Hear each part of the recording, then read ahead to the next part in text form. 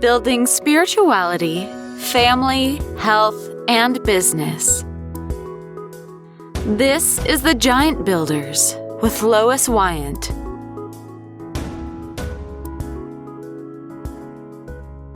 Hi, Giant Builders. Hope you're having a wonderful Tuesday. My special guest today is Britton McDermott. Hi, Britton. How are you today? I'm good. How are you? I'm wonderful. Thank you. So, my dear, why don't you tell me a little bit about what you do in your business? All right. I'm Britton McDermott, and I work with female entrepreneurs. I help them maximize their productivity so that they can work less and make more. As a female entrepreneur myself, I really wanted to help other women in the things I've learned over the years. I've worked in finance. I've worked with high net worth clients on how to be efficient with their organizing their business. And then I personally have worked on my own productivity and mastering that aspect. So I'm really trying to carry that forward to other people so that they can be intentional with how they're spending their time and ultimately how they're spending their money as well, because that impacts your life and your well-being. What are the number one time wasters that we use? Inefficiency. So there's a lot of time lost to kind of the hustle and bustle and the noise. And I really work with women to focus and to cut out the noise and make sure they're really reflecting on their values so that they can be spending their time on the things that they want to be spending their time on, instead of just going along with the rat race, because we get caught up in the day-to-day and it's really easy to just get lost in the chaos. So I really help bring them back to see, what's important to you and how can you use your values as a driver for how you're spending your time. And it changes your mindset of what productivity means to you. I think my two big time wasters are email and social media. Is that common, or what should I do about this?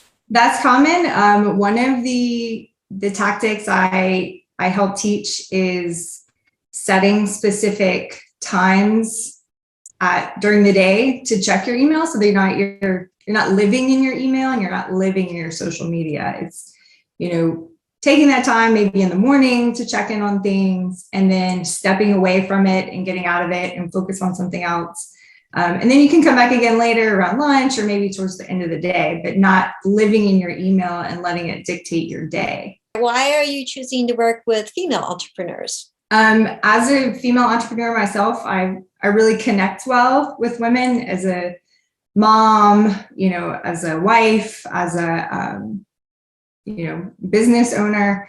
I know how hard it is to manage your household in your business. And, as women, we put a lot of stress on ourselves to be perfect, and we want to achieve a lot. So I'm a recovering overachiever, I guess you could say, or perfectionist. And I can relate to those challenges and those struggles. And I really connect with women over those issues. And I really want to help the moms and the other female entrepreneurs of the world with things that have helped me personally and how I can more efficiently manage my household as well. Because as women, we tend to be the ones that kind of carry the weight for a lot of that, and in treating our household as its own business and kind of keeping that mindset of, this is a business and then I have this other business and you have your children, and being efficient with how we can manage all of that and balance.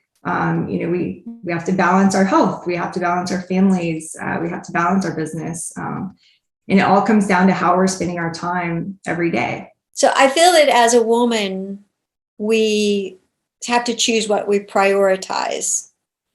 And because we have so many things, with the family and the children and all that, what do you find that we usually maybe neglect, and how can we keep things balanced?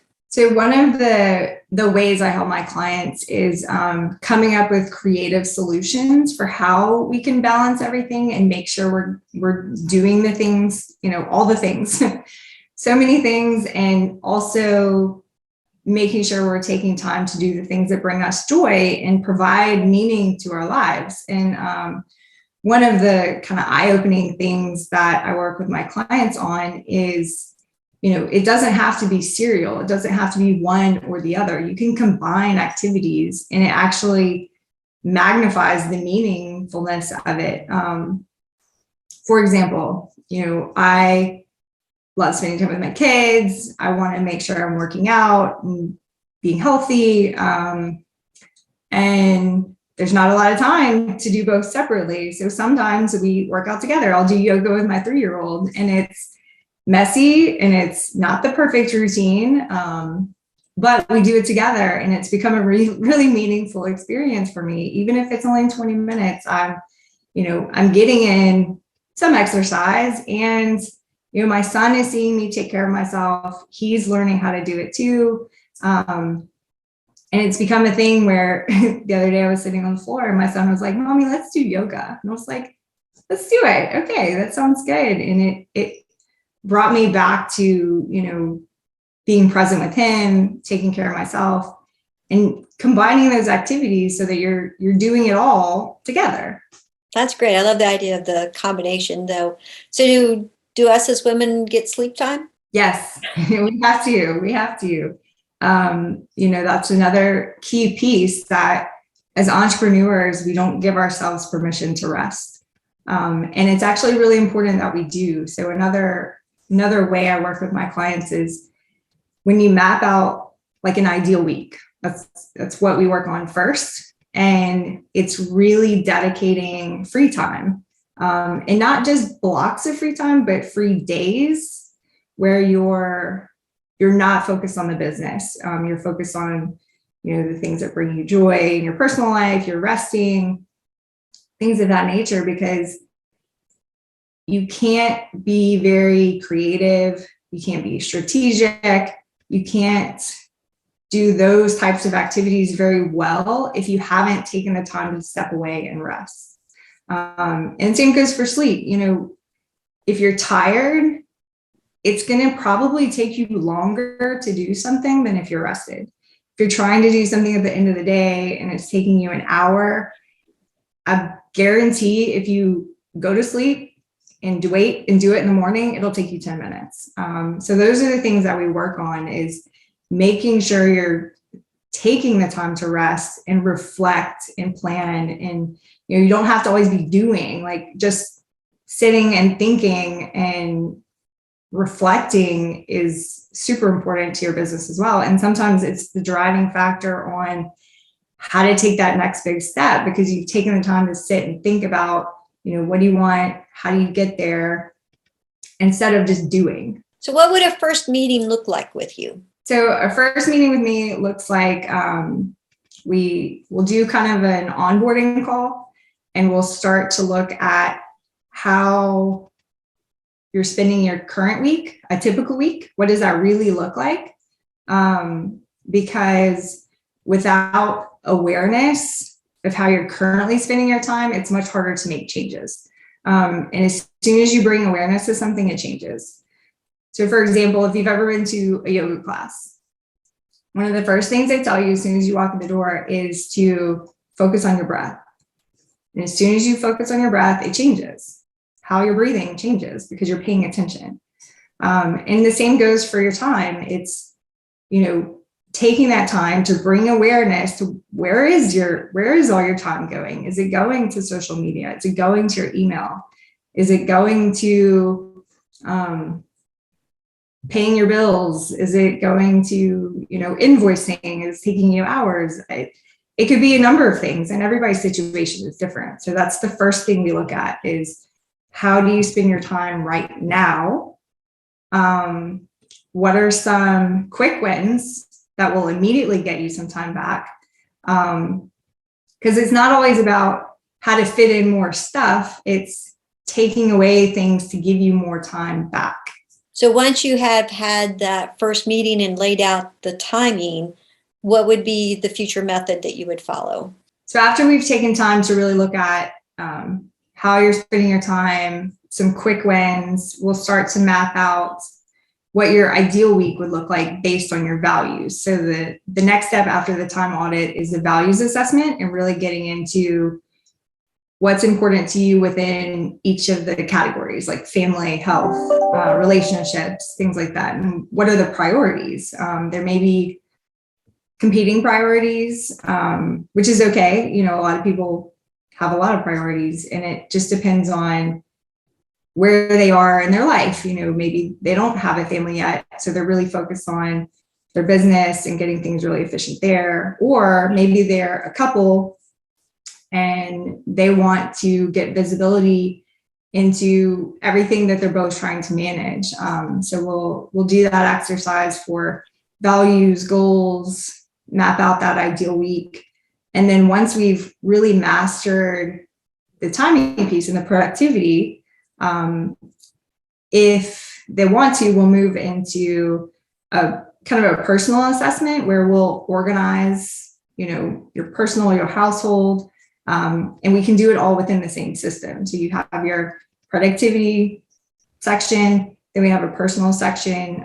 If you're married, you know, we can do it as a couple so that each member of the household, there's a way to see everything that's going on. You know, you've got insurance and you've got taxes and you've got financial accounts, and laying it all out so that if something happens to somebody, there's a place they can go, and it kind of gives that peace of mind.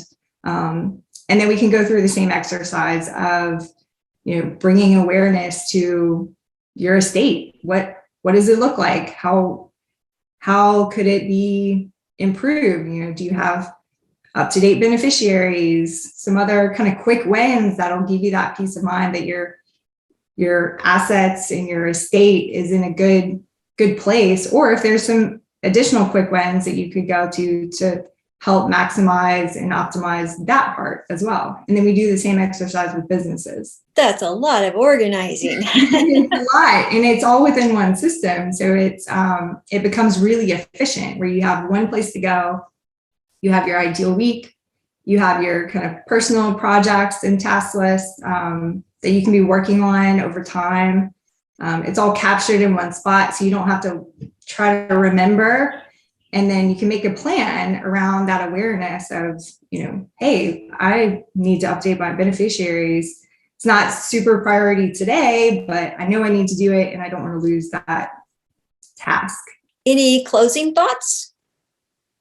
No, thank you so much for having me. I've enjoyed it. Okay. Enjoy your other podcasts as well. Thanks. Well, how do people get in contact with you? You can follow me on Instagram at Britton McDermott, or you can go to www.bookwithbritton.com to schedule a free productivity call with me, and I can touch base and see if it's something that we could work together to help challenge. Okay. And just for those listeners, Britton is Britton. Well, thank you, Britton. We've had a wonderful information from you, and I really appreciate your time. Thank you so much. Thank you for listening. This has been The Giant Builders with Lois Wyant.